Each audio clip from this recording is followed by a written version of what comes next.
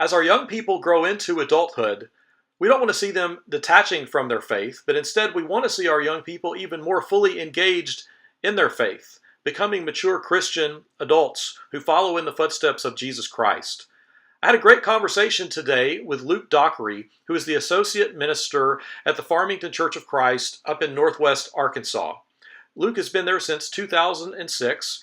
Luke also has completed his Master of Divinity degree from the Harding School of Theology in Memphis, and he wrapped that up in 2017. I invited Luke to share with me some about his youth ministry philosophy and how he's looked at a lot of the research out there about what does promote healthy practices for young people in their spiritual growth. And if we were to take the research seriously, what might we do with that? I think you're going to enjoy our conversation today and appreciate you tuning in.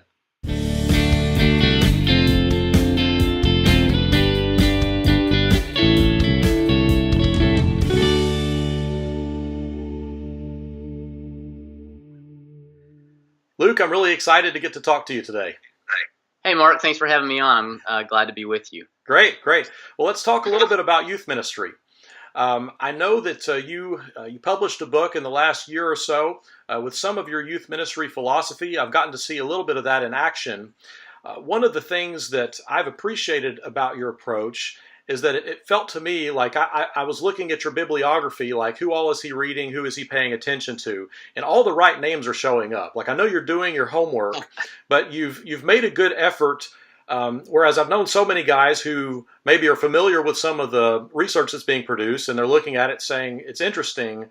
I've appreciated that you're really trying to grasp for what would it look like, what might it look like if we took the research seriously about what actually helps young people's faith really become their own and helps them become Christians into adulthood. So why don't you talk a little bit about your youth ministry philosophy and how it came about for you? Yeah, for sure.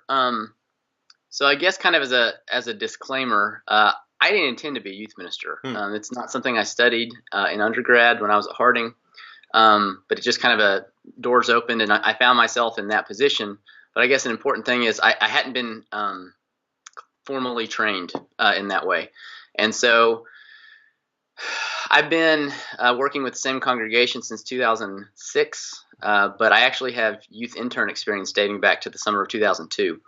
And so what I had done, I just kind of started noticing what other people were doing in youth ministry. And certainly there are exceptions to this, but I just started to get really bothered by kind of some recurring trends I was seeing. Okay. For example, how common it seemed to be for a lot of parents to just kind of outsource the task of discipleship of their children to like this paid guy who often was like 22 and didn't really know anything. I mean, that's certainly how I was, right? Right. Yeah.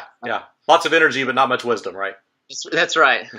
Also, just kind of how shallow a lot of youth ministry was, like really big on entertainment and games and pizza, and maybe light on, deeper study and real discipleship. And then third, after I was around it for a while, I began to notice, and a lot of people did, there's a lot of stuff written on this, how many young people leave their faith behind after they graduate from high school and they leave their youth groups behind. Yeah. And so that was really disturbing to me. And I was like, we've got to be able to do better than this. And so I started reading, and I had heard of this book before, but I think I read it in about 2012. Sticky Faith. Yeah. And it's just a really good book. It's at this point kind of a foundational book in youth ministry studies. Another book was Family-Based Youth Ministry by Mark Vries. Both of these were really good sources, and they both talk a lot about kind of this problem of young people leaving their faith behind. I mean, that's the whole premise of Sticky Faith. We want to develop a lasting faith that sticks. So I was kind of doing some of this reading on my own. Well, in the meantime, I'd also started grad school. And grad school has this helpful way of forcing us to do things that we should be doing anyway, right?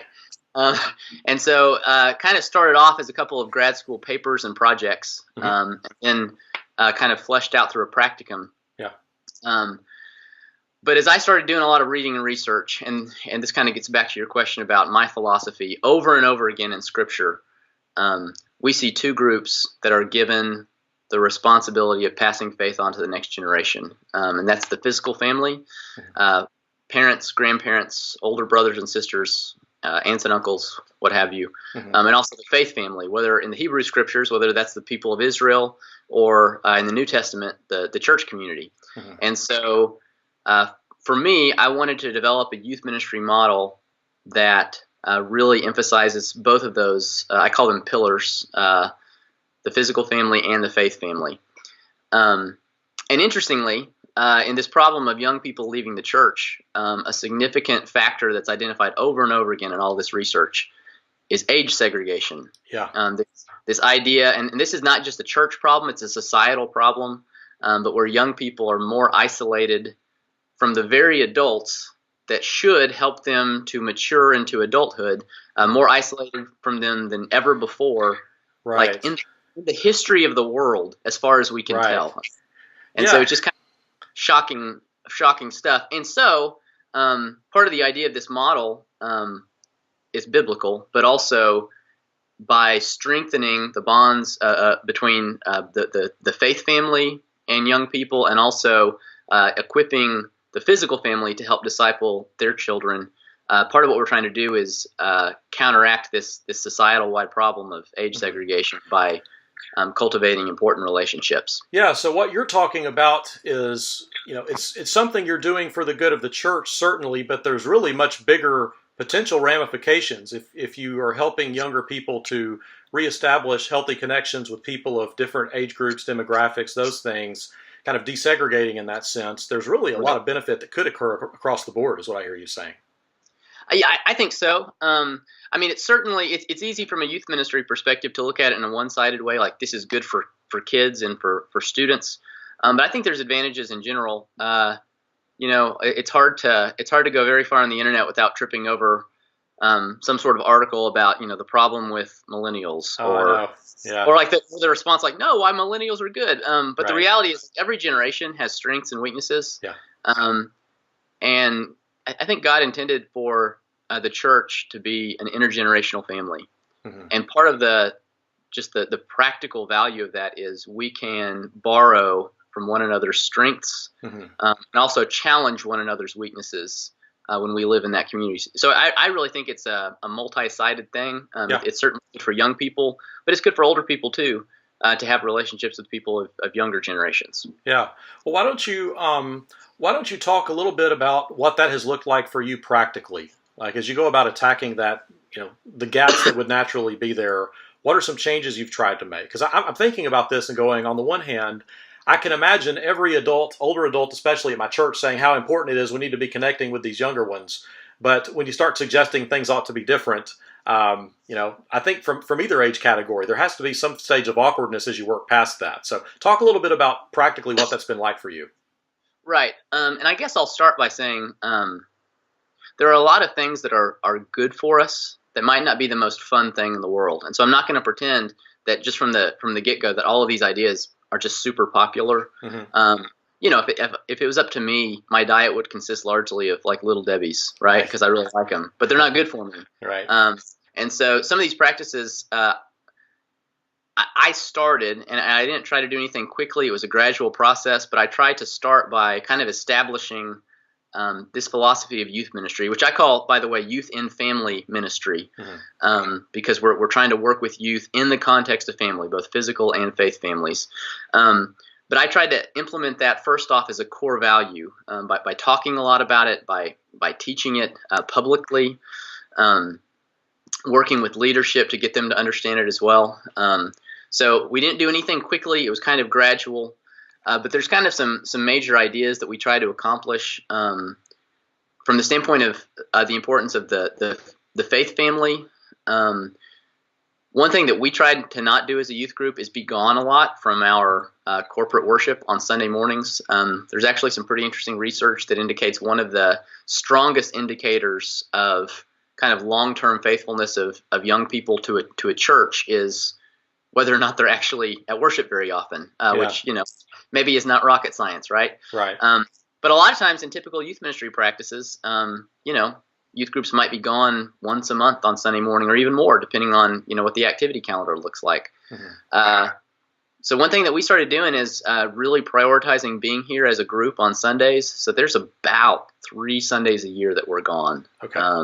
And that's That's it. And that means that sometimes we go to like weekend youth rallies or conferences, and we'll come back on Saturday night rather than staying. And again, like that's not always popular at first, but now it's just, we've been doing it for years. And so they're just used to it and they understand the value of it. So, we really want to enable our young people to worship with our church family. Also, though, we try to do whatever we can to encourage real meaningful relationships between adults in our church and our teens. And so we've done that in various ways, some more successful than others. And that's one thing I like to say, like, this is not a finished product. We try stuff, and if it doesn't work out, we don't do that again, and we try something else. Because we're convinced of the importance of the values and the principles that underlie the system, but some things work better than others. There's value in the striving. Yeah, even if the implementation is not perfect, the striving itself has a lot of value. Yeah, and that's something that we've seen. As we've done it, we've really increased, I feel like, the comfort level of young people in interacting with the adults in our congregation, and the willingness and eagerness of adults to want to work with our teens. One thing that's been very successful, we're now in our second year of this, on Wednesday nights, we meet all together as a youth group. We have a kind of a shorter lesson, about 10 minutes or so, and then we split into small groups, and those small groups are actually led by adult members of the congregation. And so, and they'll like discuss the lesson, but really they're just getting to know the kids. And they make a year-long commitment. So week after week after week, these same adults are with them. So what we're going for, each student should have 3 or 4 adults who are their small group leaders, who they talk to about all sorts of stuff. And it's kind of neat. We're now in year 2, and we've got small group leaders who know their students better than I do. Which, as a youth minister, at first that it just feels so wrong. Like, I'm supposed to know these kids better, but it's not wrong. It's absolutely what we should be going for. And so they've made these real connections with adults who are not their parents and also not paid to interact with them. And our small group leaders, that they go to football games and band concerts, and they support them outside of small group. They have special events just with their small groups. So that's something that for us has been really successful. We've tried some other things, but this is something that's been good. So how do you go about equipping and training your volunteers? Because I know to some degree, like, teens have to be open to this, but a lot of these kinds of things, for them to work, really have to have a large adult commitment to making it work. The people who actually have the power and the control. And so what kinds of things are you providing to your adult volunteers to help make this work? Yeah. So the Think Orange people put out a lot of good stuff in relation to this. There's a book called Lead Small, and also Creating the Lead Small Culture. And so we kind of went through some of that material, and just kind of talked about our main goals for what we're trying to accomplish in small group. And we did this kind of like as a kickoff each year. And it's easier the second year because all of our small group leaders recommitted for another year. They were all enjoying it so much. Right. That's one thing that I think we sometimes sell people short. We assume that they're too busy or not interested. I targeted people specifically and asked them, but I had 100% acceptance rate. Every one of them said yes. Every one of them was eager to do it. And there was no hesitation the second time through. So that's been a real blessing. But they'll have discussion guides that I provide for them each week. And like if we do a series, I'll try to have the whole series ready for them so they can kind of see where we're going to go. Yeah. And they'll have questions that they're working through with their teens. We have major goals that we're trying to accomplish, and I'll occasionally send out an email to kind of remind them, hey, like, let's work on this specific thing. So one thing that a lot of the literature says is you kind of move from a youth minister trying to connect to 30 or 40 teens, and instead now you're trying to connect to your small group leaders who are then trying to connect to the teens. So that's been a really successful thing for us as far as kind of leveraging the faith family to help disciple young people.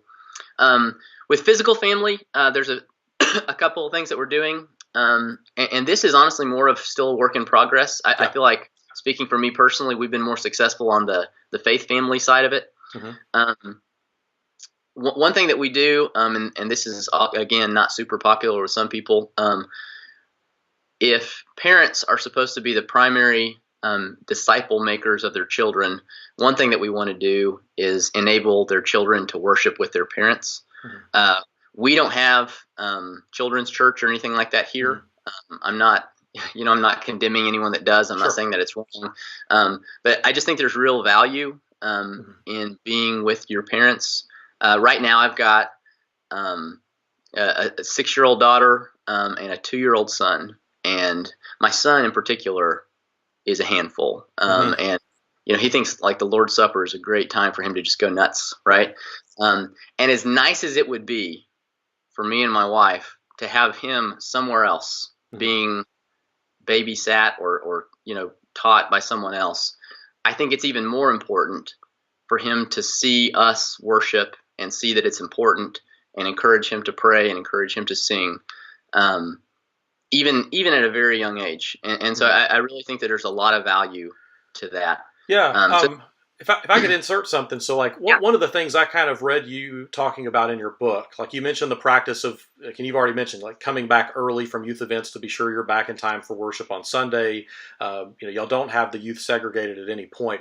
I never read you as having a real harsh tone towards any of these practices, but I thought something you pointed out that's helpful is like, everyone acknowledges there's great value in keeping everyone together, and it's detrimental to have us segregated too much of the time. And we tend to kind of look at the small snapshots but don't see the bigger picture, I think, sometimes, where you might not pause to recognize that, like, our kids are separate during Sunday morning worship, and then we have class separate, and then there's this other separate event, and then even though we have this congregational thing, we have this other space and we let the teens go there. And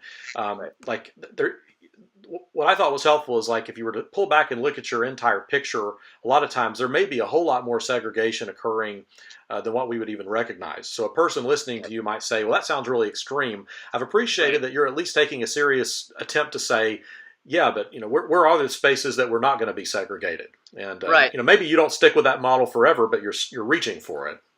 Right. And in our own practice, one of the things I point out in my book, it's not that I'm saying like, we need to put any form of traditional youth ministry to death. Like I'm not advocating that we have 6-year-olds in a adult Bible class as we talk about Song of Solomon, right? I mean, this is not something that I think is good for anybody.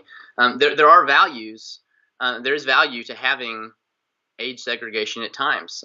We think that's entirely appropriate, and I'm not really condemnatory of a lot of the practices. It's just, when we, like you said, when we take a step back and we look at the sum total of what we're doing, when we have students who have had 6 to 12 years of all of these things at the same time, is it really preparing them for life as part of the greater church? And I think the answer is no. And so I think we need to be more thoughtful about, okay, so which of these practices are we going to engage in, saying that they're necessary, and which maybe can we take a step back from? Or if we're going to do this, we're going to counteract that by doing this other thing to make sure that we, encourage some intergenerational connection. So it's very important to begin with the end in mind, right? Like you're trying to think about So this used to weigh on me a lot when I was doing youth ministry at Old Hickory.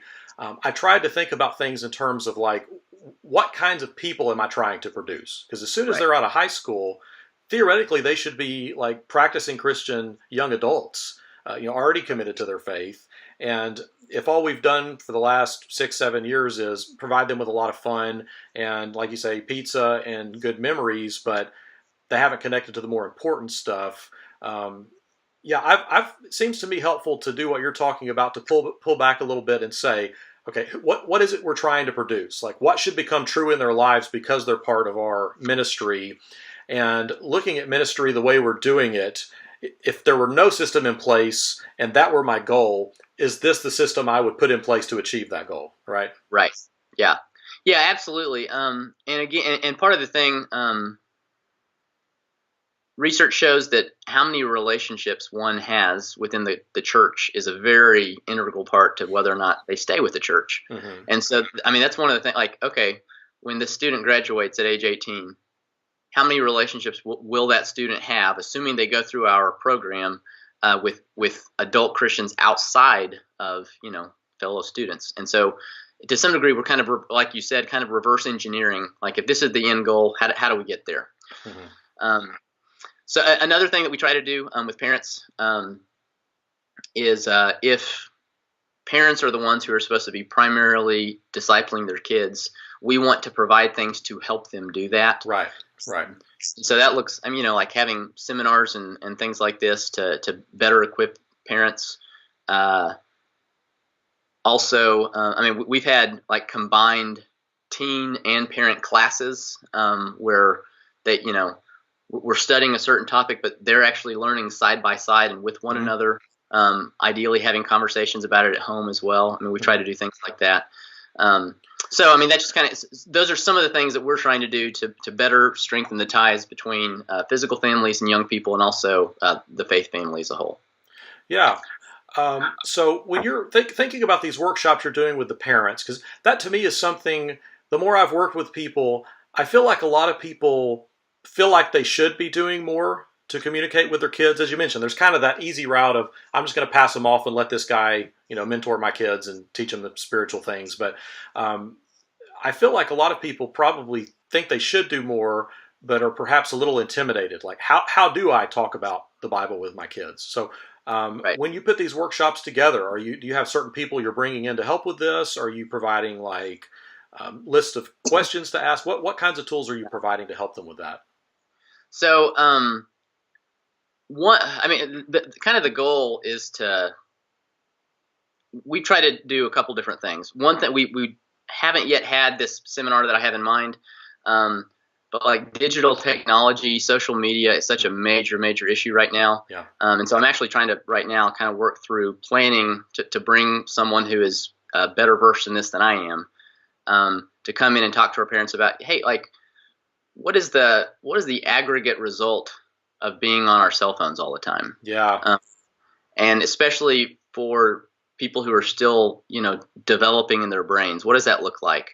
And how might we use these in ways that are not only healthier, but also, God glorifying? Mm-hmm. And so bringing in people to do some of that stuff. And there's some folks out there who are doing some good work in things like that.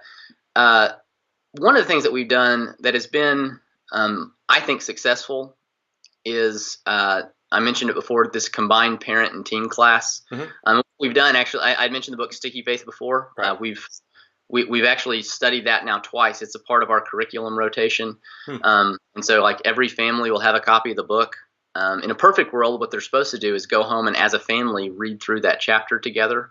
And then we come and some weeks we have parent tables and kid tables. Some weeks we have family tables where parents and teens are together. And we'll just kind of go through chapters. We'll have discussion questions. We'll brainstorm ideas. The Sticky Faith material I really like because it's just so very practical. Mm-hmm. So it talks very specifically about things like, how do we talk about this issue with our teens? Yeah. And so I've really enjoyed that. Another thing that I try to do is, as I become aware of good resources, I try to pass them on to our parents.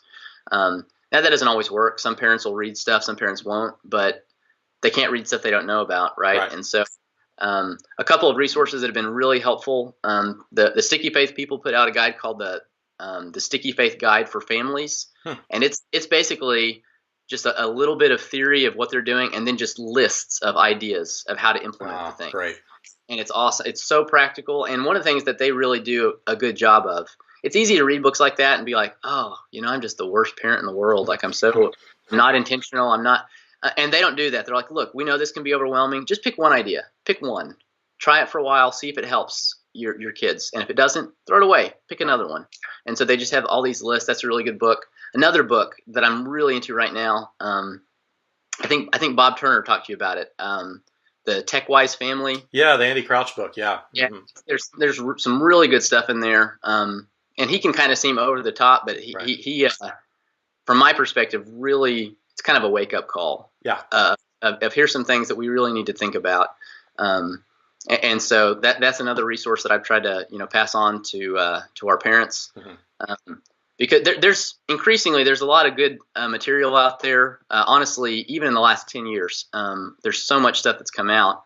And I think part of it is we're never going to have parents who are just sitting down reading every youth ministry book that comes out. Sure. But I do think that we can help share resources with parents, because that's part of what we want to do, is to equip them to do the job that God's calling them to do. what I think is really a very complicated and difficult time in which to do that, which is, the crazy world of 2018. Mm-hmm. So I'm thinking about someone who is encountering some of the ideas that you're wrestling with. And again, I view what you've done with your youth ministry philosophy as taking a lot of the best ideas out there about what ought to be done and trying to figure out what might this look like in my context. And so you've shared some of that. So thinking about someone who's maybe in youth ministry or contemplating youth ministry, and they're kind of starting from scratch with this stuff. Like, let's say they're in a new scenario, or they're just having kind of a wake-up call to some of the problems they're dealing with. What would you say are some very good, first 1 or 2 steps they ought to take in addressing these kinds of issues? Well, first they should buy my book. Of course, yeah.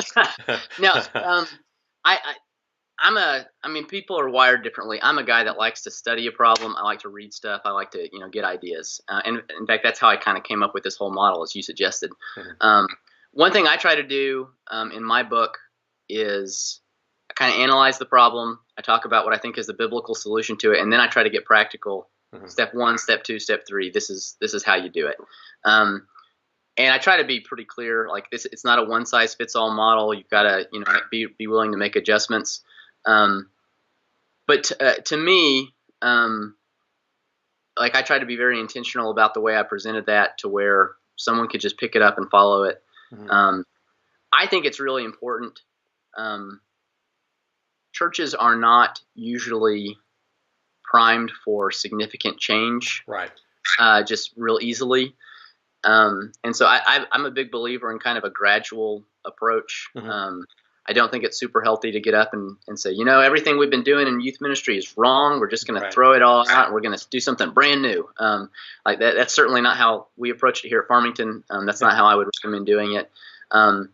Most people are actually doing some really good things already. And so I think it's really helpful to just kind of analyze what you're already doing and then just say, how could we maybe make 1 or 2 changes or tweaks to still do these good things that we're doing, but then kind of infuse them with these ideas of, either using our parents to disciple their kids, or strengthening relationships between adults in the congregation and our teens. And that was something that was helpful for us. Most churches are doing a lot of stuff already. They don't need just a whole lot more stuff to do, but can we take the things that we're already doing and with slight changes make them more family friendly, or make them more conducive to intergenerational connection. And that's something that was helpful for us. And kind of looking at, what are different things that churches do, like different areas. We all worship, we all have education programs, we have fellowship opportunities, we have service opportunities. Can we figure out how to change all of these things? Again, maybe slight changes, but in ways in which it reinforces these values that are found throughout Scripture. Yeah, I think that's wise. The idea of trying to find what's already good and making good things into better things, as opposed to starting off from kind of a combative stance that you got to dump everything you love before this is going to work, right? Yeah, people are much more receptive to change when they feel that they're getting to bring part of the past with them into the future, right? Right. Yeah, absolutely. I wouldn't suggest that you get like your church calendar and publicly burn it, from the pulpit and say everything that we're doing is wrong. Let's do something different. And so that's something that was helpful for us.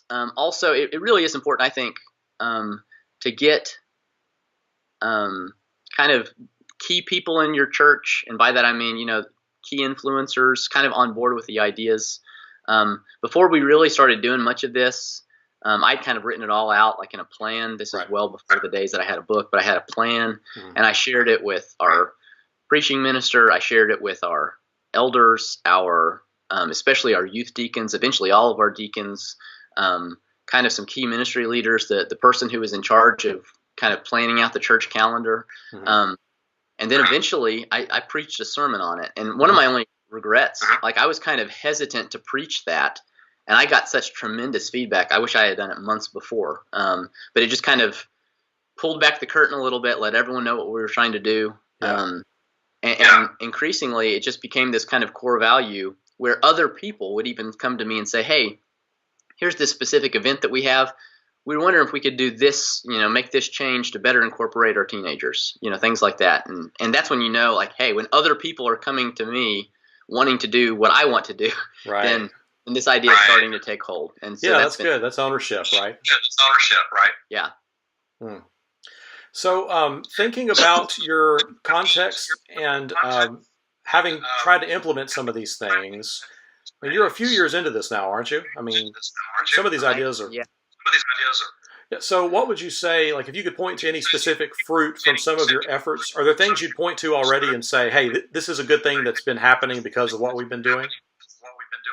Yeah. So maybe I'll tell kind of three quick stories. One, I'm kind of a stats guy. I think I referenced earlier, part of what was troubling to me early on in youth ministry was how many young people seem to be leaving the church after high school. Mm-hmm.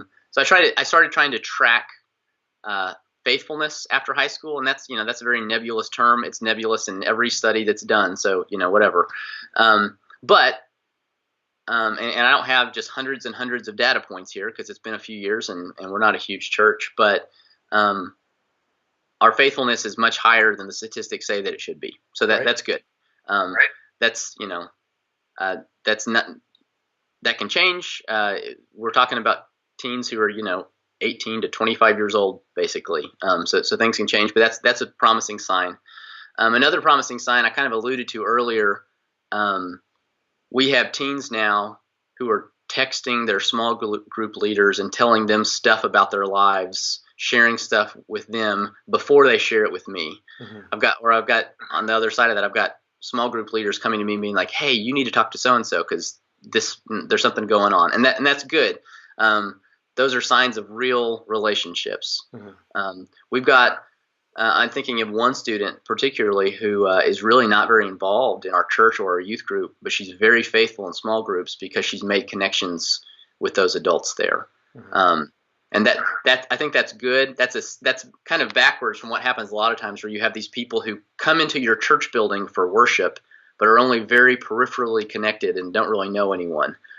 We've got someone who's developing genuine relationships, and our task is to figure out how to better integrate them into the whole body. But genuine relationships are happening, so that's good as well.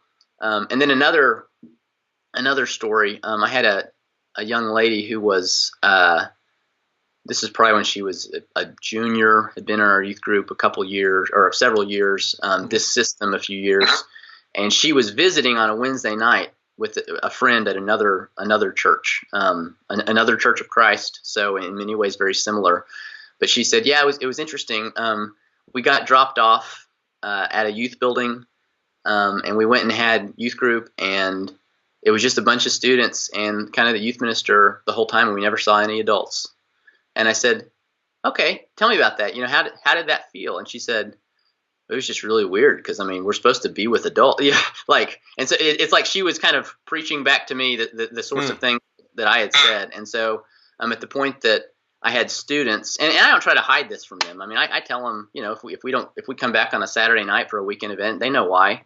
So I don't hide stuff from them. But at the point that they're kind of evaluating other practices and saying, it's better for us to actually try to be making relationships with these adults. So to me, those are some signs of progress. Yeah, that's all. That's really interesting. Sounds great. Let's talk a little bit. If we shift gears a little bit, let's talk a little bit about your youth conference, the Deeper Youth Ministry Conference. You've already shared some of your values, so it's easy to see where this would come from. But for those listening, why don't you explain a little bit about what Deeper is and what you're trying to do with it? Yeah, so Deeper started, we just finished our fifth year, our fifth conference. So we started, I think, in the fall of 2014, perhaps.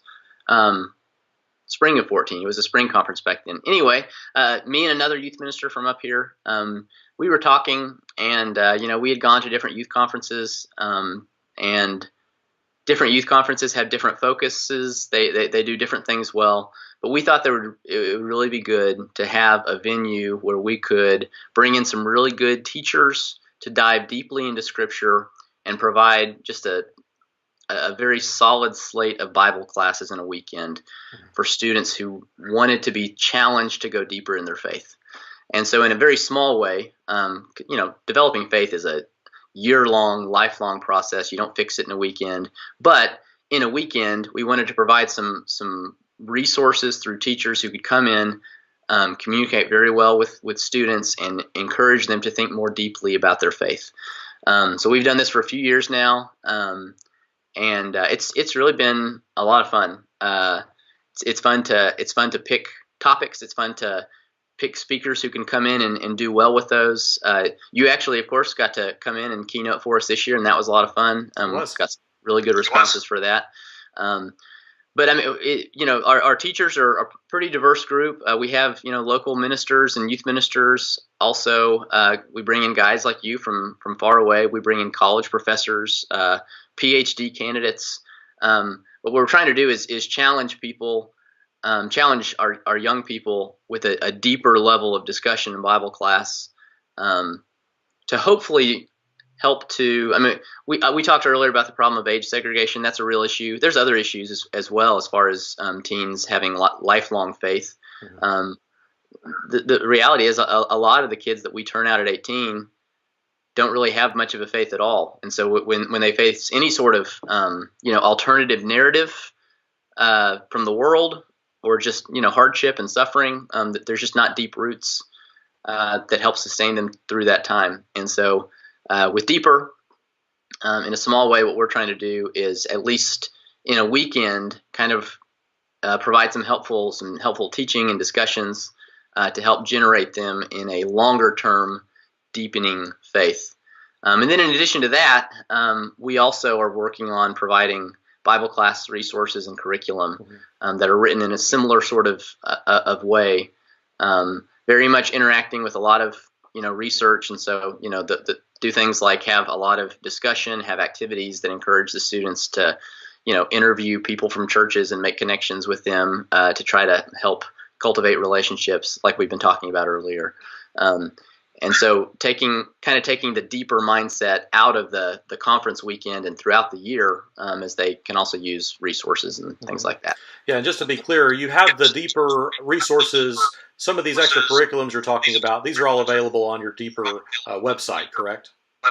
Yeah, and those are for purchase. We try to make them very affordable. The money that just goes straight back into the conference to help put that on. But yes, certainly we're working on trying to expand what we're doing, and kind of the long-term goal is to provide an entire multi-year plan where people could just follow it, have broad coverage of scripture and important topics, and kind of address various learning styles and things like that. So that's kind of a big project. Honestly, I love the work of Deeper. I love doing it. It's also kind of something that we do extra in addition to just all of the day-to-day bustle of ministry. And so it's kind of a slow process, but it's been a lot of fun. It's enjoyable to see groups come back year after year and enjoy what we do, and kind of spread the word to other groups. We do go to a lot of youth conferences. I think a lot of them do a lot of good things. From my perspective, Deeper's pretty unique in both the quality of instruction that we receive, and then also just how much of it is. I mean, it's kind of a heavy, intensive couple of days with a lot of classes for the students. Yeah, that was striking to me when I was there. I definitely noticed, while there are quite a few class options and some pretty heavy-hitting topics. So do you perceive that the students kind of get the premise? Like, I know at the top end, you know what you're trying to do. Do the students come away from it kind of acknowledging that it was a different type deal than maybe some of the others they've been to? Yeah, I think so. It's always kind of funny when we have new groups. Sometimes they'll come in, it'll be kind of a jarring experience because they're just like, we went to a lot of class, a lot of stuff. And I mean, to be honest, it's not a huge conference. I mean, a couple hundred students is what we're talking about. We would love for it to grow. I do think just the nature of it is such that it's never going to be huge, because the reality is not everyone wants to give up a weekend to come and try to study the Bible on a deep level. And that's okay. Like, not everybody's interested in discipleship either, right? And so what we try to do is just put out a good offering that we feel very good about, and just we're confident that those who come will be blessed by it. We've gotten, like I said, some really good feedback from some students who have really wrestled with some stuff. It's fun for me. One of the things that we do in the conference, we also have like a scheduled break a couple times where youth groups can meet together and discuss through things, which is another thing that I enjoy. I don't get to see my teens a whole lot that weekend because I'm running a conference, but I do get to be with them there, and it's fun to just listen to them bounce back, things that they've heard and things that they're processing, and it's just neat to be able to. I mean, I know that it's a blessing for these students to get to hear some of the teachers that they get to hear that they wouldn't otherwise, and so that's a lot of fun. It's fun for me because I get to bring in guys that I know and like and hang out for the weekend, and so that's enjoyable too. That was definitely a sweet part of the deal for me. I really enjoyed seeing some old friends and also making some new friends. And I myself very much enjoyed the sessions I was able to sit in on. So, yeah. Cool. Well, Luke, I really appreciate you taking some time out of your schedule to talk to me about youth ministry and best approaches and the Deeper Youth Conference. You're doing a lot of good work up there. I appreciate it, Mark. Thank you very much. I've enjoyed talking. Youth ministry is something I could talk about for hours and hours, so I appreciate you giving me some time to do so. Yeah, thanks for being with me today. All right. See you, Mark.